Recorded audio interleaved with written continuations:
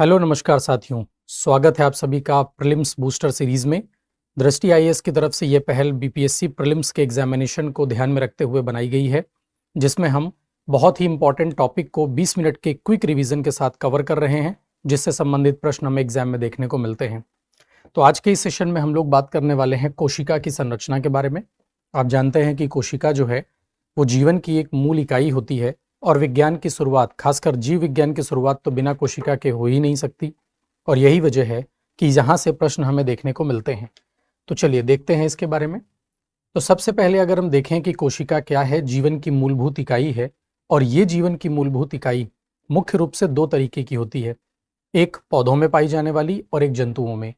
क्योंकि जंतु का शरीर और पौधों का शरीर अपनी अपनी जीवन शैली के हिसाब से अलग अलग ढांचे में ढाला गया है, और यही वजह है कोशिका दोनों की मूल इकाई है, लेकिन संरचनाओं में कुछ अंतर है। जैसे कि ये आप देख पा रहे हैं, ये आपकी एनिमल सेल है, यानी कि जंतु कोशिका है। जंतु कोशिका को अगर हम देखें तो बाहर के कवच को अगर देखा जाए तो ये एक सतह का नजर आता है, लेकिन इसकी तुलना में अगर हम पादप कोशिका या प्लांट कोशिका को देखें तो इसमें एक मोटी परत बाहर और उसके बाद एक अंदर पतली परत नजर आती है।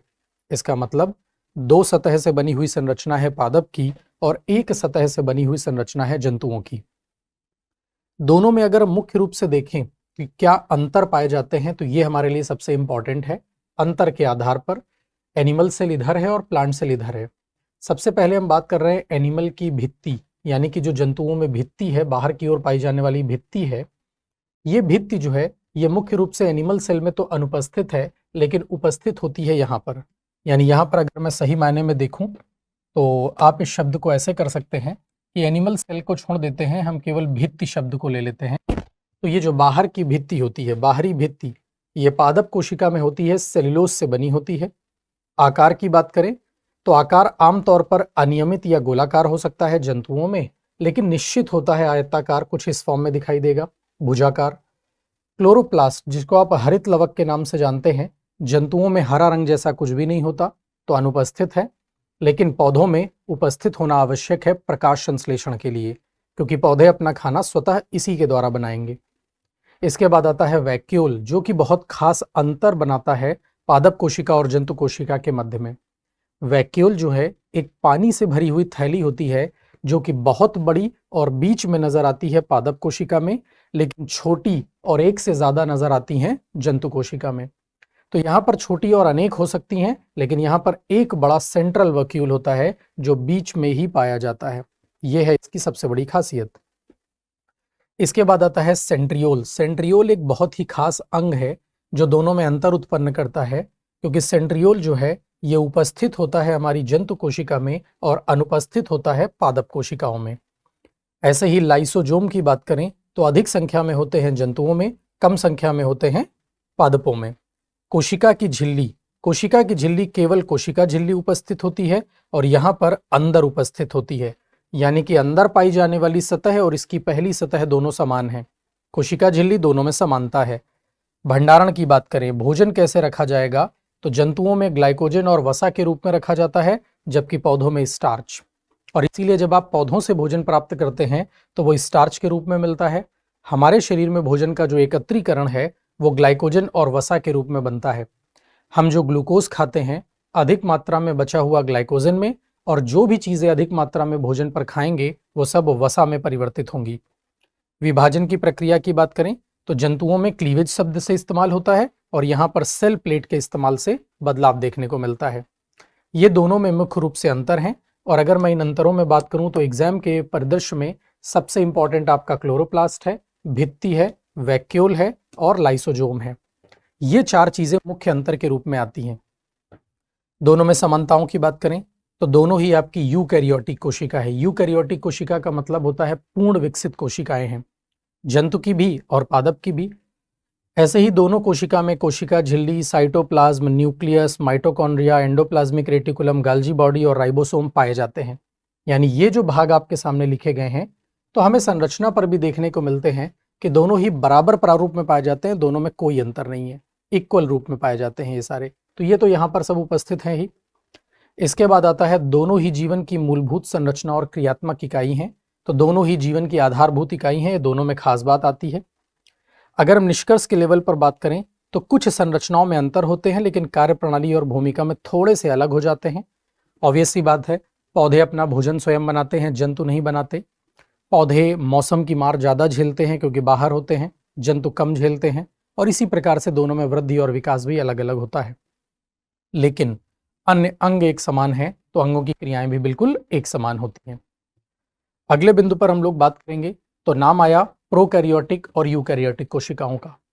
सीधी सी बात है, हमने कहा जंतु और पादप की कोशिकाएं यूकैरियोटिक है यानी पूरी विकसित है। तो ऐसी कौन सी कोशिका है जो पूर्ण विकसित नहीं है? अविकसित कोशिका, जिसको आप प्रोकैरियोटिक के नाम से जानते हैं। और प्रोकैरियोटिक के नाम पे सबसे फेमस जो कोशिका है वो बैक्टीरिया है। यानी दुनिया में बैक्टीरिया एक अविकसित कोशिका है। इसकी तुलना आप किसी भी एक जंतु या पादप कोशिका से कर सकते हैं। तो इस तरफ आपका यूकैरियोटिक है और इस तरफ आपका प्रोकैरियोटिक है। आपको बहुत सारे अंतर देखने को मिलेंगे। क्या क्या अंतर हैं? गौर से अगर आप देखिए तो ये जो जंतु कोशिका है इसके अंदर वो सारे अंग उपस्थित हैं जिन्हें कोशिका के अंग कहते हैं। कोशिका झिल्ली है, साइटोप्लाज्म है जो कि द्रव है, केंद्रक होगा, केंद्रक झिल्ली होगी, नाभिका होगा, इसके बाद एंडोप्लाज्मिक रेटिकुलम होगी, राइबोसोम होगा, गाल्जी बॉडी होगी, माइटोकॉन्ड्रिया, लाइसोसोम, पराक्सीसोम, साइटोस्केलेटन, ये सब कुछ यहाँ पर उपस्थित है। लेकिन इसकी तुलना में जब आप इसको देखते हैं ना तो इसके अंदर देखो कोई सामान ही आपको नहीं दिख रहा है। यानी कि एक ऐसी कोशिका जिसके अंदर कोशिकांग बहुत ही कम है, सारे कोशिकांग भी नहीं है, और अगर हैं भी तो आपको दिखाई तो नहीं देंगे। और यही है प्रोकैरियोटिक अविकसित कोशिका। इसमें आधी से ज्यादा संरचनाएं तो इसके बाहर में ही होती हैं, जैसे कि कैप्सूल बाहर की ओर है, कोशिका भित्ति बाहर की ओर है जो कि जंतु कोशिका से संबंधित नहीं हो सकती, प्लाज्मा झिल्ली है, नाभिकाएं है, राइबोसोम है, प्लाज्मिड है, साइटोप्लाज्म है, पिली है, फ्लैजिला है, जिनसे ये गति करेगा। लेकिन इसके अंदर सीधे तौर पर ना तो केंद्रक दिख रहा है, ना तो कोई बड़ा माइटोकॉन्ड्रिया दिख रहा है, ना तो कोई और संरचना बड़ी दिख रही, ना तो एंडोप्लाज्मिक रेटिकुलम दिख रहा है। और यही वजह है प्रोकैरियोटिक कोशिका। अंतर की बात करें, अगर आप प्रोकैरियोटिक और यूकैरियोटिक की बात करें, छोटा आकार है प्रोकैरियोटिक का, बड़ा आकार है यूकैरियोटिक का। नाभिक नहीं होता, यहाँ पर उपस्थित होता है। डीएनए एक वृत्ताकार नाभिक के बिना पाया जाता है, यहाँ पर डीएनए पूरी तरीके से विकसित और केंद्रक के अंदर होगा। झिल्ली युक्त कोशिकांग यहाँ होते ही नहीं है, यहाँ पर होते हैं जैसे माइटोकॉन्ड्रिया, ईआर और गाल्जी बॉडी। राइबोसोम यहाँ पर 70S होता है, यहाँ पर 80S होता है। और राइबोसोम का ये अंतर प्रोकैरियोटिक और यूकैरियोटिक के बीच में अंतर स्थापित करने में सबसे ज्यादा महत्वपूर्ण है। इसके बाद आता है कोशिका की भित्ति, जैसे कि अधिकतर उपस्थित है पेप्टाइडोग्लाइकन, और पौधों में सेल्यूलोज, कवक, काइटिन जंतुओं में अनुपस्थित होता है। साइटोस्केलेटन की बात करें, सरल है या अनुपस्थित है, यहाँ पर विकसित और जटिल है। प्लाज्मिड की बात करें, अक्सर उपस्थित होता है बैक्टीरिया में, लेकिन यहाँ पर आमतौर पर अनुपस्थित होता है। विभाजन बाइनरी फिशन, द्विविखंडन से होता है, और यहाँ पर माइटोसिस या मियोसिस यानी अर्धसूत्री और समसूत्री विभाजन होता है। जटिलता की बात करें, बड़ी सामान्य सी संरचना है क्योंकि ज्यादा सामान नहीं है। ये थोड़ी सी जटिल होती है क्योंकि इसमें बहुत सारी कॉम्प्लेक्स स्ट्रक्चर हैं। ऊर्जा उत्पादन की बात करें तो प्लाज्मा की झिल्ली पर ऊर्जा का उत्पादन होता है। यहाँ माइटोकॉन्ड्रिया है तो ऊर्जा उत्पादन माइटोकॉन्ड्रिया ही करेगा। ये बड़ा ही महत्वपूर्ण बिंदु हो जाता है कि यहाँ पर ऊर्जा का उत्पादन माइटोकॉन्ड्रिया नहीं करता क्योंकि होता ही नहीं है। अगले में आते हैं गति के अंग, तो यहाँ पर इसके पास ये फ्लैजिला पाए जाते हैं, यानी कि ये धागेनुमा संरचनाएं। लेकिन ऐसा कुछ भी यहाँ पर नहीं होता है जो कि यहाँ मिले, जो भी मिलेगा वो इससे जटिल संरचना और विकसित होगा। ये है दोनों में मुख्य रूप से पाए जाने वाले अंतर। कई बार एग्जामिनेशन में प्रोकैरियोटिक और यूकैरियोटिक में मूलभूत अंतर भी हमसे पूछ लिए जाते हैं। इसी क्रम में आगे बढ़ते हैं और सबसे खास अंग के बारे में बात करते हैं जिस पर क्वेश्चन बनता ही बनता है। कोशिका के अंदर माइटोकॉन्ड्रिया सबसे खास अंगों में से एक है जो जंतु का हिस्सा भी है और पादप का हिस्सा भी है। आप इसे पावर हाउस के नाम से बुलाते हैं। तो देखिए, कोशिका में अगर हम माइटोकॉन्ड्रिया की बात करें तो माइटोकॉन्ड्रिया जो है दोहरी झिल्ली की एक संरचना है। बाहर की झिल्ली सीधी और सपाट होती है, अंदर की झिल्ली अंदर मुड़ी हुई उभारों में नजर आने वाली संरचना होती है। तो ये बाह्य झिल्ली है और ये इसकी अंदर की झिल्ली है। अंदर की झिल्ली में ये आप देख रहे हैं कुछ नीचे बिंदी दिखाई दे रही है नीले नीले कलर की, इनको हम क्रिस्टी कहते हैं, और ये अंदर की ओर मुड़ी हुई संरचनाओं के पास उपस्थित होती है। पूरे अंग के अंदर द्रव भरा होता है जिसको हम मैट्रिक्स कहते हैं। यहाँ पर राइबोसोम पाए जाते हैं और राइबोसोम के साथ साथ यहाँ पर डीएनए भी उपस्थित है। ये सबसे खास बात है जिसको हम कहते हैं डीएनए। कोशिका के अंदर डीएनए वास्तविक तौर पर तो केंद्रक के अंदर होता है, लेकिन माइटोकॉन्ड्रिया वो अंग है जिसके पास खुद का डीएनए भी होता है। इसे हम कहते हैं केंद्रक के बाहर का डीएनए। तो केंद्रक के बाहर का डीएनए है। इसका कार्य क्या है? तो ये माइटोकॉन्ड्रिया के बिना कोशिका कभी भी ऊर्जा का निर्माण नहीं कर सकती, जिसको आप कहते हैं एटीपी, एडिनोसिन ट्राइफॉस्फेट, ऊर्जा की इकाई। यह कोशिका को ऊर्जा प्रदान करती है, जीवित रहने में, बढ़ने में और गति करने और कार्य करने में सहायता प्रदान करेगी। हृदय, मस्तिष्क, मांसपेशी, यकृत जैसी अधिक ऊर्जा वाली कोशिकाओं में माइटोकॉन्ड्रिया की संख्या भी ज्यादा होती है। शरीर में जो अंग ज्यादा काम करेंगे उनमें माइटोकॉन्ड्रिया भी ज्यादा संख्या में होगा, ताकि ज्यादा से ज्यादा मात्रा में ऊर्जा को बनाया जा सके। इसके बाद आते हैं हम लोग इसकी क्रिया को देखने। तो माइटोकॉन्ड्रिया जो है वो पावर हाउस है। क्या बनाता है? एटीपी बनाता है। यही ऊर्जा शरीर के अंगों को कार्य करने की क्षमता देती है और इसी से शरीर संतुलित बना रहता है। लेकिन अगर हम इसकी प्रमुख संरचना के कार्य को देखें हम लोग, तो कुल उत्पादन कितना? लगभग 36 से 38 एटीपी। ये बात एग्जाम में पूछी जाती है कि कितने एटीपी का उत्पादन करता है। तो देखिए, इलेक्ट्रॉन परिवहन श्रृंखला से कैसे ऊर्जा उत्पादन हुआ। सबसे पहले ग्लूकोज हमने भोजन से प्राप्त किया, फिर हमने ग्लाइकोलिसिस किया जो कि यहाँ के द्रव में हुई, फिर पायरुवेट बने, पायरुवेट में यहाँ पर 2 एटीपी खर्च हुआ, फिर क्रेब साइकिल नाम की स्ट्रक्चर होती है जो मैट्रिक्स में चलती है, 2 एटीपी का खर्च, और उसके बाद इलेक्ट्रॉन परिवहन से हमारे 34। तो 34 + 2 36 + 2 38, कुल मिलाकर 38 एटीपी का उत्पादन हुआ। क्रम की बात करें, ऊर्जा का उत्पादन, एटीपी संश्लेषण ये इसका प्रमुख कार्य है। जैसे ग्लूकोज, वसा, अमीनो अम्ल के विघटन से प्राप्त ऊर्जा का प्रयोग करके एटीपी बनाता है। कोशिकीय श्वसन का मुख्य केंद्र होता है, यानी ग्लाइकोलिसिस और क्रेब साइकिल के बाद यह माइटोकॉन्ड्रिया में ऊर्जा को बनाता है। कैल्शियम के आयनों का भंडारण, कैल्शियम बहुत जरूरी है क्योंकि कैल्शियम जो है मस्तिष्क की क्रिया के लिए सबसे जरूरी चीज होती है, तो यह कैल्शियम का भंडारण भी करता है। ये शब्द यहाँ पर सबसे इंपॉर्टेंट है जिसको हम कहते हैं एपोप्टोसिस, सबसे ज्यादा इंपॉर्टेंट है। इसको कहा जाता है कोशिका मृत्यु। माइटोकॉन्ड्रिया ऊर्जा देता है, उसी ऊर्जा से कोशिका जिंदा रहती है। लेकिन जब कोई कोशिका अपना जीवन काल पूरा कर लेती है तो उसे मृत करने के लिए, यानी कंप्लीट जीवन के बाद, माइटोकॉन्ड्रिया है उसे मारने का काम करता है। तो माइटोकॉन्ड्रिया उसे मारने का काम करेगा। कैसे मारेगा? तो माइटोकॉन्ड्रिया का सीधा तरीका है, ऊर्जा देना बंद कर दो, कोशिका की मृत्यु हो जाएगी। तो जब भी कोई कोशिका अपना जीवन पूरा कर लेती है तो उसे कोशिका की इच्छा मृत्यु कहते हैं और वो मर जाती है माइटोकॉन्ड्रिया के कारण। इसी को कहा जाता है एपोप्टोसिस, बहुत इंपॉर्टेंट है। ऊष्मा का आदान प्रदान भी माइटोकॉन्ड्रिया के द्वारा। मेटाबॉलिज्म जैसे कि ऑक्सीकरण, अमीनो अम्ल अपघटन, इन सभी में भी इसकी भूमिका होती है। और डीएनए और राइबोसोम स्वतंत्र रूप से इसके अंदर पाए जाते हैं, जो इसकी सबसे बड़ी खासियत है। तो ये आपका माइटोकॉन्ड्रिया है। इसी तरीके से अगर हम कुछ अन्य अंगों की बात करें तो हमारे पास एक दूसरा बड़ा अच्छा अंग होता है जिसको हम कहते हैं प्लास्टिड। प्लास्टिड बड़ी सामान्य संरचना है, केवल पादप कोशिका में मिलती है। पहली खास बात है, पौधे में जितने भी रंग होते हैं, सामान्य पौधे तो हरे ही होते हैं, कुछ के पत्ते कलरफुल होते हैं, या फिर पौधों से बने हुए उत्पाद जैसे कि सब्जियां, बैंगन का रंग बैंगनी है, ऑरेंज का रंग ऑरेंज है, मैंगो येलो हो जाता है। अलग अलग प्रकार के जो रंग हैं, इन सभी को देने वाला जो भाग है उसी को कहते हैं प्लास्टिड। इसका सबसे सामान्य प्रकार आपका क्लोरोप्लास्ट है, हरित लवक है। दुनिया भर में सब कुछ हरा है, तो जितनी भी चीजें हरी हैं जैसे कि पत्तियां, तने, शैवाल, इन सभी में प्रकाश संश्लेषण कराना, भोजन बनाना। लेकिन ऐसे ही क्रोमोप्लास्ट भी आता है जो हमें ऑरेंज कलर का पिगमेंट प्रदान करता है, जैसे कि टमाटर, गाजर, मिर्ची को रंग देना। और ल्यूकोप्लास्ट की नाम की चीज भी होती है जो स्टार्च, वसा और प्रोटीन का संग्रहण करते हैं, यानी अलग अलग प्रकार से रंग देना और भोजन का संग्रहण करना। तो आपसे अगर पूछा जाए कि भोजन का निर्माण कौन करता है, क्लोरोप्लास्ट करता है। भोजन, रंग और अन्य पदार्थों का भंडारण भी इनके द्वारा किया जाएगा। पुष्प, फलों और पत्तियों को रंग प्रदान करना इसका कारण है। और पादप कोशिका में चय अपचय या मेटाबॉलिज्म की क्रिया में साथ देना। अब यहाँ पर जो सबसे बड़ी खास बात यह है वो अलग अलग प्रकारों के बारे में है।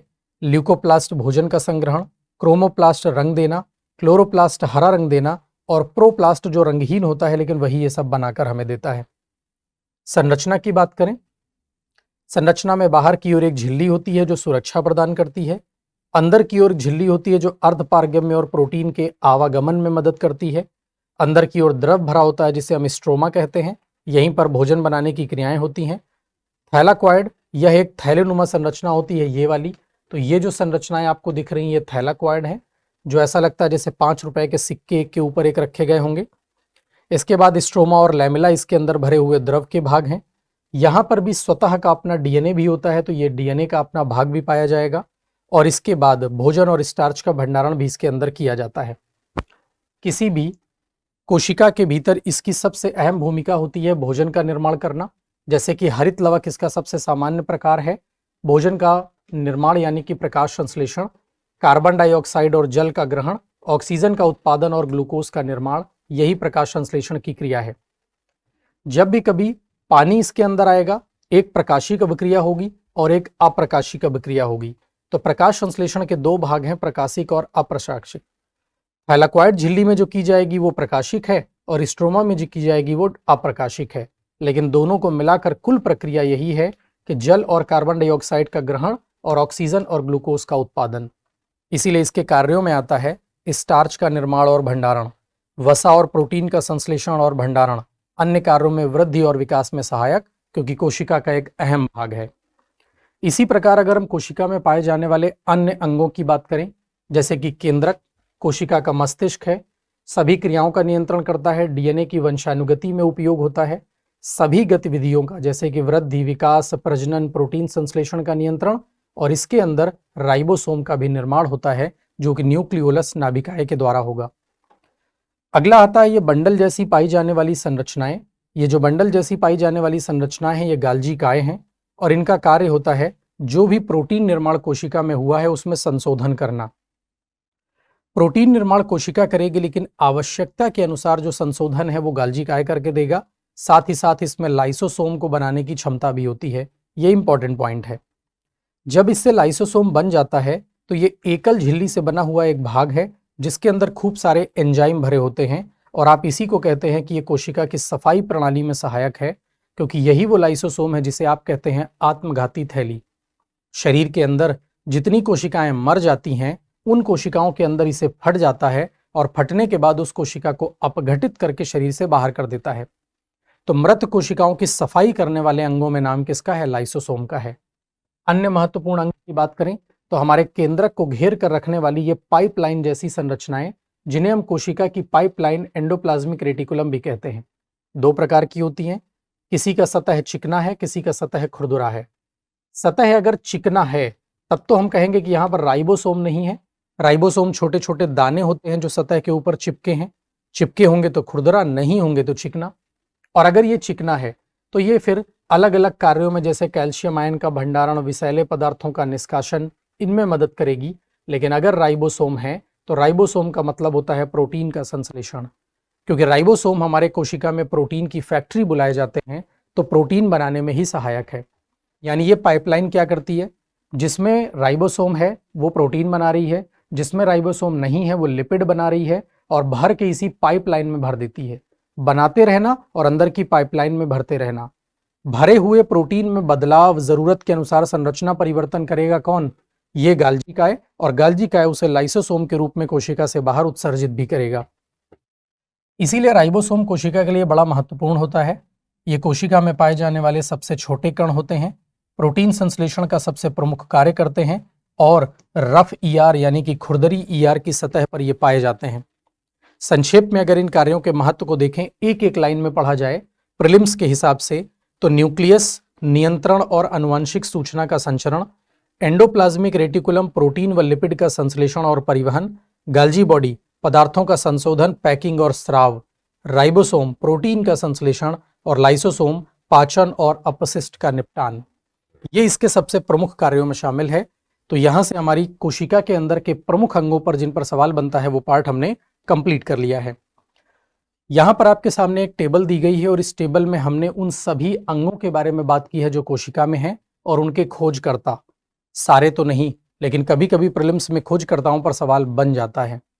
तो आप देख पा रहे हैं इसमें क्या क्या है, जैसे कि कोशिका रॉबर्ट हुक, कोशिका का केंद्रक रॉबर्ट ब्राउन, न्यूक्लियोलस यानी कि केंद्रिका फिलिप्स हुजर्ड, DNA Peter Miescher, RNA Richard Altmann, mitochondria Carl Benda, Golgi body Camillo Golgi, endoplasmic reticulum Porter, ribosome George Palade, lysosome किंडवन डिड्रूस, पेरिऑक्सीसोम डिवूस, स्ट्रोसोम Theodor Boveri, centriole Theodor Boveri, chloroplast Schleiden, वैल्यून Anton van Leeuwenhoek, that is called, इनका नाम है Antonie van Leeuwenhoek, Anton von Leeuwenhoek Hindi में लिखा जाता है, हम इनको एंटोनी पढ़ते हैं।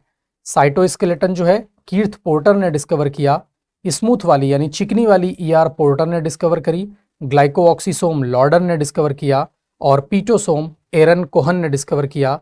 सिंगल पेप्टाइड परिकल्पना जो कि कोशिका से संबंधित है उसका गुंटर, क्लोवेन और डेविड सेवन, इन सब वैज्ञानिकों ने इन सब बातों को खोजा है। याद रखेंगे जब आप इस टेबल को पढ़िए, इनका नाम जरूर पढ़िए, साल आपको याद करने की आवश्यकता नहीं है, कोई एग्जामिनेशन आपसे कभी भी वर्ष नहीं पूछने वाला, ठीक है। तो केवल आपको नाम याद होना चाहिए, तो इसमें हमने ये सारे नाम दिए। मुख्य रूप से आप इन लोगों के बारे में जरूर याद रखेंगे, ये सबसे इंपॉर्टेंट भाग है। बाकी आप अगर भूल भी जाते हैं तो ये नाम आपको याद रखना होगा। जैसे कि स्लाइडेन और स्वान दो वैज्ञानिक थे जिन्होंने मिल करके हमें कोशिका का सिद्धांत दिया है। तो स्लाइडेन और स्वान के द्वारा कोशिका का सिद्धांत, और रडल्फ वर्चू नाम के एक वैज्ञानिक भी इसमें शामिल होते हैं। तो ये है हमारे सामने 3 वैज्ञानिकों के नाम जो कोशिका के सिद्धांत के प्रवर्तक हैं।